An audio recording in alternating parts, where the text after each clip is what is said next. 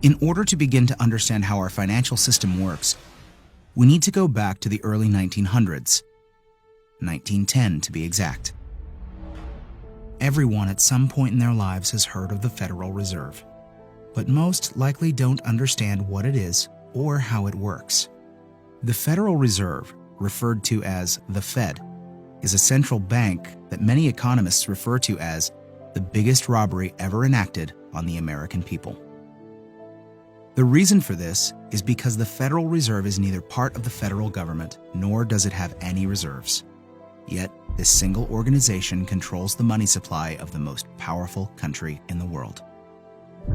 The Fed is very diligent in hiding the fact that they are not part of the government. The last thing they want the American people to fully understand is that our government does not control our own money. In order to achieve this, they were very clever and decided to call their institution the Federal Reserve. And by labeling themselves this way, the general public never thought twice about who was in control of the country's money supply. If the Federal Reserve is not part of the government, then who controls this private organization and how did this come to be? The answer to this question is what changed the course of our country forever. In November of 1910, a secret meeting took place of 6 bankers and economic policymakers who represented the financial elite of the Western world.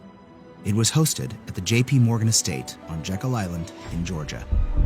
In attendance was Senator Nelson W. Aldrich, Abram Piatt Andrew Jr., Assistant Secretary of the Treasury, Frank Vanderlip, President of National City Bank of New York, Henry P. Davidson, Senior Partner of J.P. Morgan and Company, Charles D. Norton, President of First National Bank of New York, Paul Warburg, Director of Wells Fargo, Benjamin Strong, the emissary for J.P. Morgan and, coincidentally, the first president of the Federal Reserve.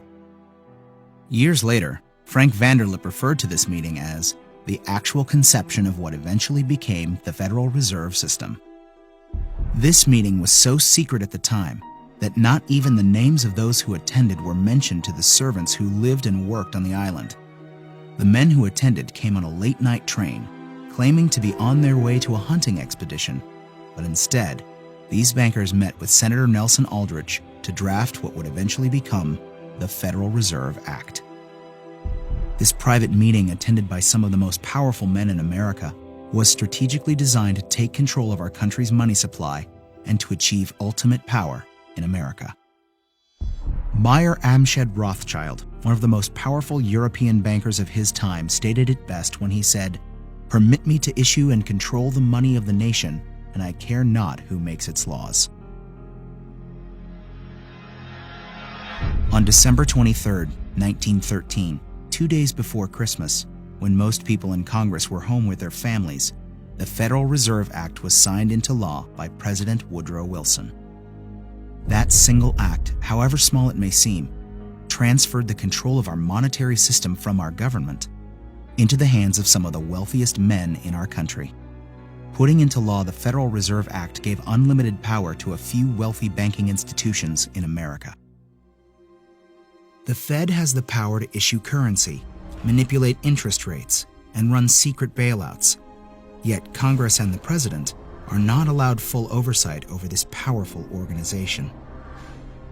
The Federal Reserve enjoys a monopoly over the creation of our nation's money and credit, but for 100 years, they have never been completely transparent and accountable about it.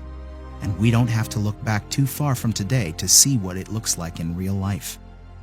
When testifying before Congress in 2009, Fed Chairman Ben Bernanke refused to disclose which institutions received trillions of dollars in these bailouts and loans, or give our representatives details about what deals were being made. So my question to you is, will you tell the American people to whom you lent $2.2 trillion of their dollars? Will you tell us who got that money and what the terms are of those agreements? Hundreds and hundreds of banks, any bank or that has access to the U.S. Federal Reserve's discount. Will you tell us who they are? No. In an interview with Treasury Secretary Timothy Geithner, he makes the stunning assertion that conducting a full audit of the Federal Reserve, something never before done in its 100-year history, is a line that we don't want to cross.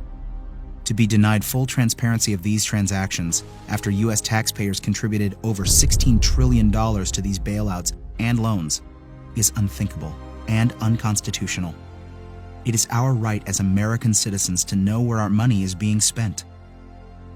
It's very ironic that if you don't give the IRS full transparency with your finances, you go to jail. But if you're a private organization of elite bankers that controls the money supply of a country, you're free to do as you please without full oversight. This private organization is arrogant in the fact that the same accounting laws that apply to the rest of America do not apply to them. There is no other agency of government which can overrule actions that we take. Their control appears to be unlimited, and 2008 is the most recent example of how much power the Fed actually has on our country. Many of us were told in private conversations that if we voted against this bill on Monday, that the sky would fall, the market would drop 2,000 or 3,000 points the first day, another couple thousand the second day, and a few members were even told that there would be martial law in America if we voted no. That's what I call fear-mongering. The elite banking institutions took trillions of dollars worth of risk, and when they lost their bets, they threatened politicians to use taxpayer money to bail them out, or else we would face an Armageddon type of scenario. This historic change of power in America is again why many economists refer to it as the biggest robbery ever enacted on the American people.